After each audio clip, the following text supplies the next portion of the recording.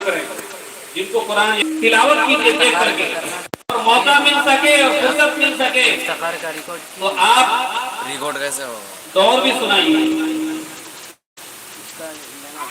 میں گارجن حضرات سے یہ درخواست کروں گا کہ اگر آپ بچے کو حافظ قرآن بناتے ہیں سے اس کے پیچھے اور صرف گارجن سے نہیں مدارس کو تعاون کر رہے ہیں.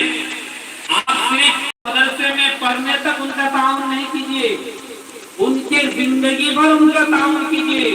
اس کا کیا طریقہ ہوگا, کیا راستہ ہوگا, وہ جب ایک بچہ حافظ قرآن بن کر مدرسہ سے نکلتا ہے اور گھر کی ذمہ داریاں گارجن اور والدین کی طرف سے آنے والی ذمہ داریاں ان پر اس طریقے سے بوجھ بن جاتی ہے کہ وہ ان ذمہ داریوں کو نہیں, ان ذمہ داریوں میں سستی اور لاپرواہی کی وجہ سے اس نتیجے میں وہ قرآن پاک کو بھول جاتے ہیں. یہ ذمہ داری صرف حافظ قرآن کی نہیں ہے, یہ ملت کے لوگوں کی ہے, ملت کے ایک ایک فرد کی ہے.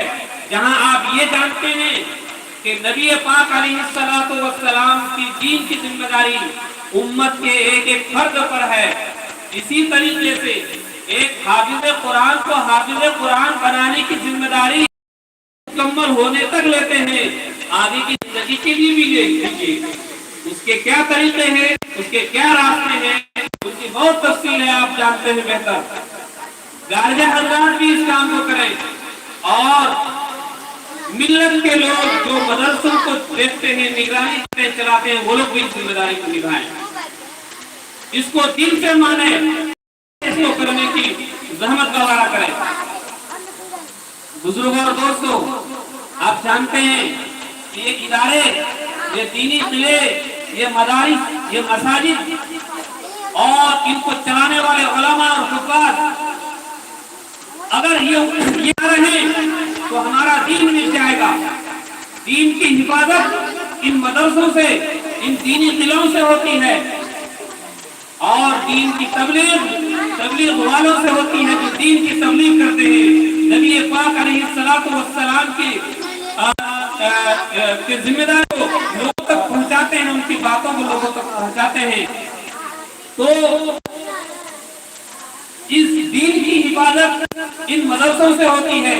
اگر یہ مدرسے نہ رہا, دین کی حفاظت نہیں ہو پائے گی اور دین کی حفاظت کی ذمہ داری امت کے ایک ایک فرد پر ہے. جب دین کی حفاظت کی ذمہ داری امت کے ایک ایک فرد پر ہے تو ملت کے ساتھ سارے خیر خواہوں پر ماشاءاللہ مل کے لوگ کرتے بھی ہیں, لیکن اور بھی بڑھ چڑھ کر کرنا چاہیے. اور جیسا کہ میں نے کہا کہ یہ ذمہ داری ایک حافظ قرآن, ایک عالم دین, جہاں جو آپ کی چاہے وہ مسجد میں, چاہے وہ مدرسے میں, جس شکل میں خدمت کر رہے ہو, ہر طریقے سے ان کا آج صورتحال دیکھیے, مہنگائی کتنی بڑھ رہی ہے. آپ ایک کسی عالم کو یا کسی حافظ کو آپ مسجد میں امام رکھ رہے ہیں یا مدرسے میں مدرس رکھ رہے ہیں تو اس کی تنخواہوں صورتحال کا جائزہ ہے. اس پر آپ کو غور کرنے کی ضرورت ہے. ذمہ دار حضرات یہاں بیٹھے ہوئے ہیں, اس پر غور کرنے کی ضرورت ہے. کیا تنخواہیں ان کو دے رہے ہیں, یہ مسجد میں یا کسی مدرسے میں فنڈ کی کمی ہے, کیوں ہم اس پر غور نہیں کر رہے ہیں, کیوں اس کے لیے قدم آگے اور اس کو ہم سب کے لیے ذریعہ آخرت بنائیں. آخر دعوانا الحمدللہ رب العالمین. میں آخر میں ہمارے حضرت مولانا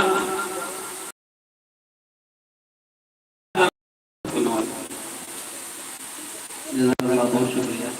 وعلیکم ورحمۃ اللہ وبرکاتہ.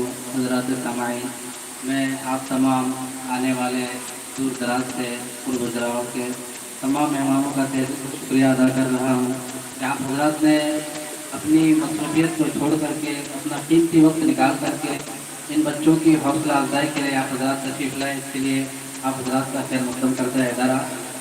سامعین, آج جو یہ پروگرام ہے ایک دعائیہ نشست ہے.